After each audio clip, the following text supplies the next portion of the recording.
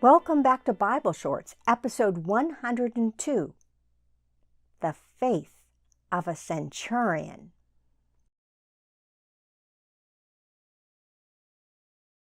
Now, in the book of Luke, chapter 7, Luke is going to share with us more examples of the kind of things that Jesus did that baffled some people, that amazed some people, and that bothered some people. What were they? One day, Jesus entered Capernaum. In that town, there was a Roman centurion's servant, whom his master valued highly, who was very sick and about to die. The centurion heard of Jesus and sent some elders of the Jews to him, asking Jesus to come and heal his servant.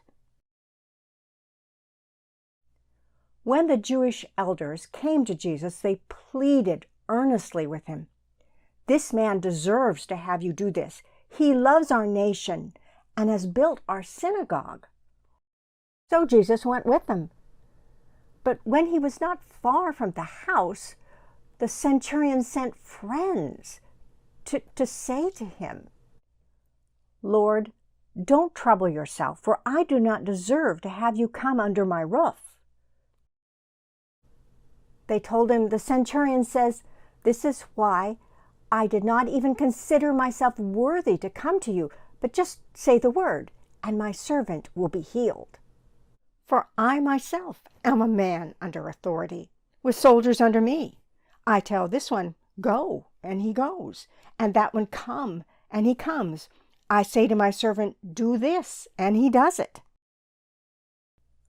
When Jesus heard this, he was amazed, and turning to the crowd following him, "I tell you, I have not found such great faith even in Israel." Then the men who had been sent returned to the house and found the servant well. Soon afterwards, Jesus went to a town called Nain, and his disciples and a large crowd went with him. As he approached the town gate, a dead person was being carried out, the only son of his mother, and she was a widow. And a large crowd of the town was with her. When Jesus saw her, his heart went out to her, and he said, "Don't cry." Then he went up and touched the bier they were carrying him on, and the bearers stood still. Jesus said, "Young man, I say to you, get up." The dead man sat up and began to talk. And Jesus gave him back to his mother. Can you imagine what they were all thinking? They were all filled with awe and praised God, and "A great prophet has appeared among us," they said. "God has come to help his people."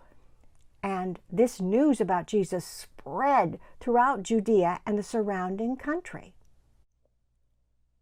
Then John the Baptist's disciples went to see John, who was in prison, and told him about all these things. When two disciples of John the Baptist came to Jesus, they said, "John has sent us to you to ask, are you the one who is to come, or should we expect someone else?" Apparently, John was doubting a little bit. Was Jesus the Messiah? And at that very time, Jesus cured many right in front of them. And so he replied to the messengers, "Go back and report to John what you have seen and heard. The blind receive sight, the lame walk, those who have leprosy are cleansed, the deaf hear, the dead are raised, and the good news is proclaimed to the poor. And blessed is anyone who isn't offended by me and what I do." Then one of the local Pharisees named Simon invited Jesus to have dinner with him. And Jesus went to the Pharisee's house and reclined at the table. You lay down on your side on a couch back then. You didn't really sit on a chair.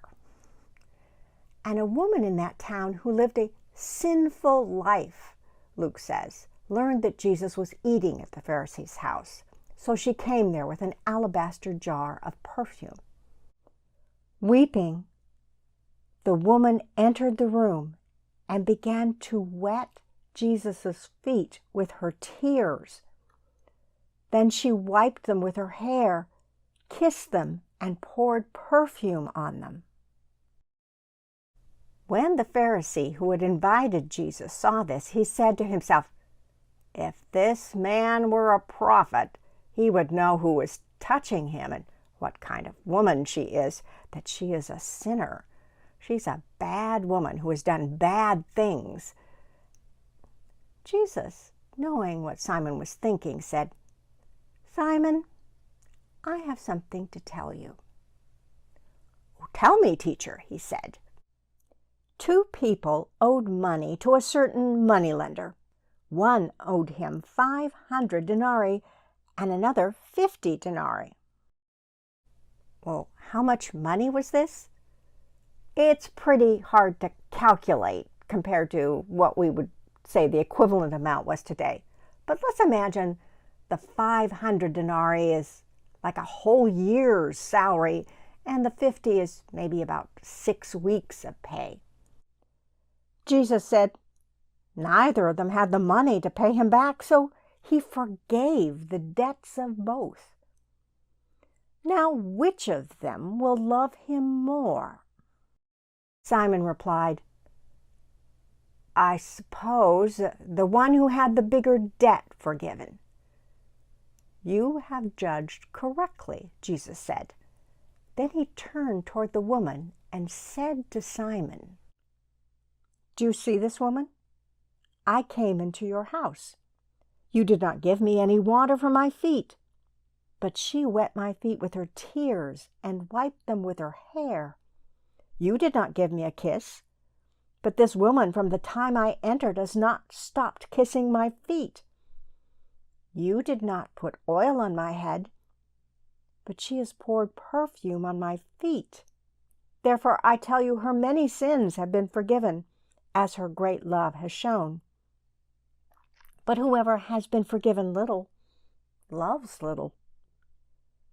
Then Jesus said to the woman, "Your sins are forgiven." The other guests began to say among themselves, "Who is this who even forgives sins?"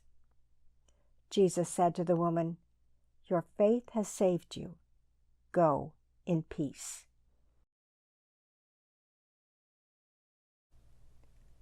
So Luke has told us two more amazing miracles of healing that Jesus did.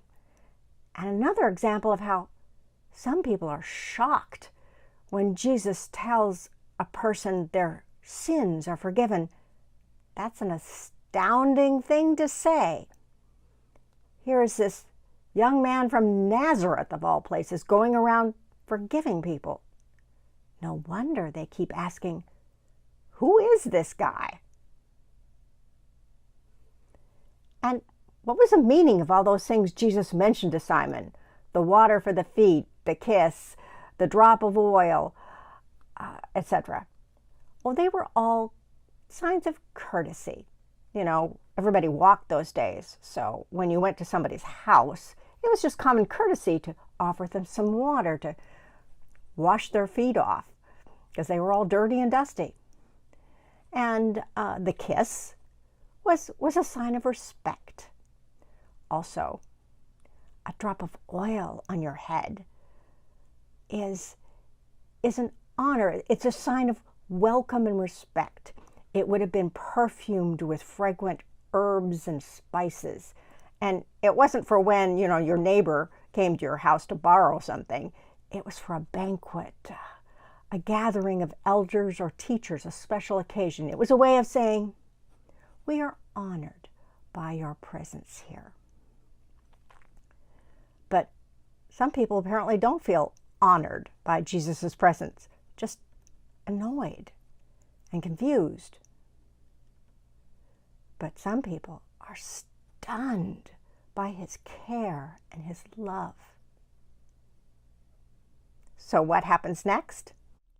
Look for Bible Shorts episode 103. Luke chapter 8. Master, we're going to drown.